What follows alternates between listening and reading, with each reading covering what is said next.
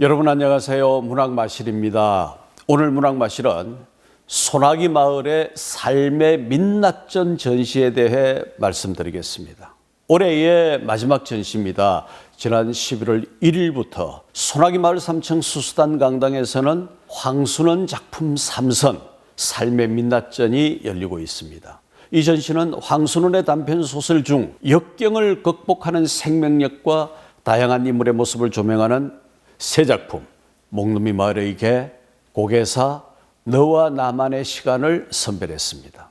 올해 들어 소나기 마을에서는 지난해부터 6월까지 황순원의 두 번째 시집 골동품을 중심으로 한 9살 황순원전, 또 7월부터 8월까지 우리 지역 장애인 화가의 작품을 모은 세상에서 제일 너른 김혜설의 꽃밭전, 그리고 9월부터 10월까지 지역 예술인들의 작품을 모은 일곱빛깔 소나기전 등 세 차례의 기획 전시를 진행해 왔습니다. 그러므로 이번 삶의 민낯전은 올해의 네 번째 전시가 됩니다. 이 세 작품을 선별한 의미가 무엇이었을까요? 이번에 전시하는 세 작품 가운데 목넘이 마을의 개는 삶의 터전을 잃고 타지에서 살아가는 사람들의 고달한 모습을 신둥이라는 개의 행태를 통해 보여줍니다. 고개사는 작가가 한국전쟁 당시 가족과 함께 대구, 부산에서의 피난 생활 경험을 소재로 한 자전적인 작품입니다. 그리고 너와 나만의 시간은 전쟁에서 살아남았으나 마실 물과 식량이 없는 산속에서 부상당한 채로 생존해야 하는 세 병사의 내면적 갈등을 그린 작품입니다. 세 작품 모두 엄혹한 환경 가운데서 인간이 감당해야 하는 한계 상황과 그 극복에 대한 서사를 지향하고 있습니다. 일찍이 중국 청나라의 조익이 원호문의 시를 평하면서 쓴 말로 국가불행 신행이란 것이 있습니다. 시대는 불행하고 그 삶의 현실은 각박하였으나 작가는 이를 토대로 뛰어난 작품들을 남길 수 있었던 형국입니다. 이 전시의 전시 방법과 관람객과의 연대에 대해 말씀드리겠습니다. 소나기 마을은 이 작품들의 효과적인 전시와 의미 전달을 위해 전시 방식에 있어 사이니즈 모니터를 동원한 영상의 활용에 중점을 두었습니다. 그리하여 소설의 주요 문장과 주요 장면을 도출하여 정설 화백이 회화 작품으로 재창작하고 이를 다시 모션 그래픽으로 완성했습니다.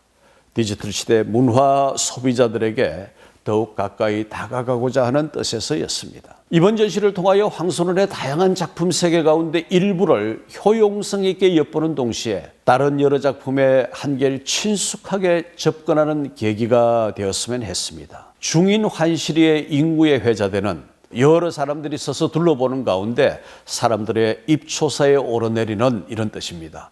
국민 단편 소나기를 모티브로 하여 소나기 마을이 조성되었지만 황순원은 시 104편, 단편소설 104편, 중편 1편, 장편 7편의 문학적 족적을 남긴 활동 범주가 큰 작가입니다. 그 어려운 생존 조건 속의 생명력의 문제가 어떠했을까요?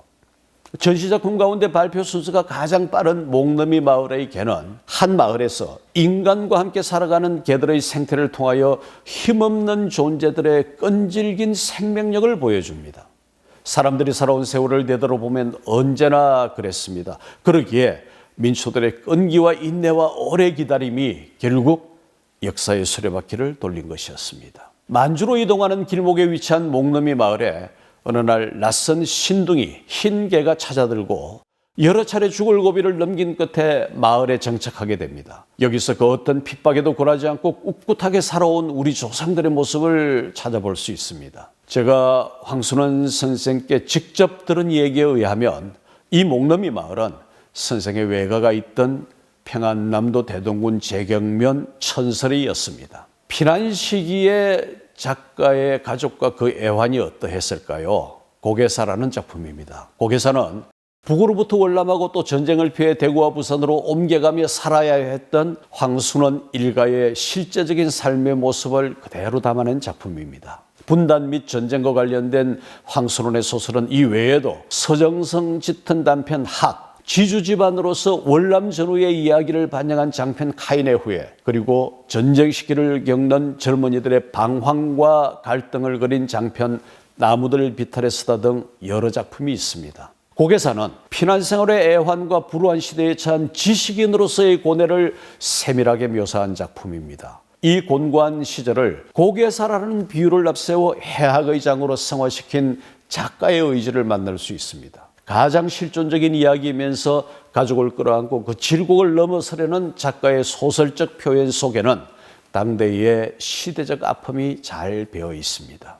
역경 속에서 생존하는 또 그 생존과 관련된 내면적인 갈등의 문제가 어떠할까요? 너와 나만의 시간은 한국전쟁의 한복판, 곧 전장의 한 부분을 소설의 문면에 담은 것입니다. 전쟁은 모든 악의 어머니다.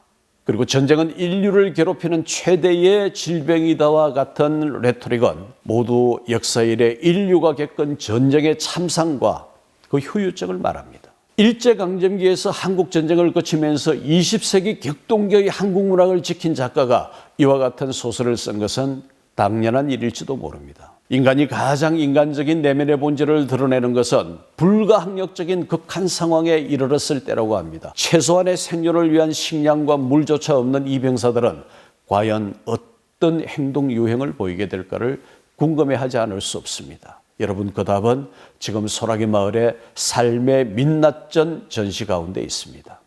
이 전시 현장의 모습, 또 관객들의 반응은 어떠했을까요? 소라기 마을에서는 이와 같은 새 작품의 영상 전시를 위해 사이니지 모니터를 동원하여 목넘이 마을의 개의 8개, 고개사의 8개, 그리고 너와 나만의 시간의 5개의 화면을 배정했습니다. 관람을 마친 방문자들은 하나같이 황순원 선생에게 이런 다양한 작품 세계가 있는 것을 몰랐다고 했습니다. 그러한 반응만으로도 이번 전시는 큰 보람이 있었습니다. 여러분, 왜 문학관에서 이와 같이 품이 들고 수고가 뒤따르는 전시를 해야 하는 것인가를 생각해 볼 필요가 있습니다.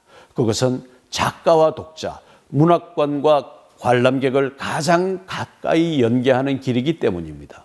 동시에 이를 통해 문학이 우리에게 공유하는 인본주의, 인간중심주의의 근본적인 생각을 함께 나누며 그것이 우리 삶을 아름답고 풍요하게 하는 그 공감의 자리를 만들 수 있기 때문입니다. 여러분, 이번 문학마실은 소라기 마을 삶의 민낯전에 대해 말씀드렸습니다. 함께 해주신 여러분 고맙습니다.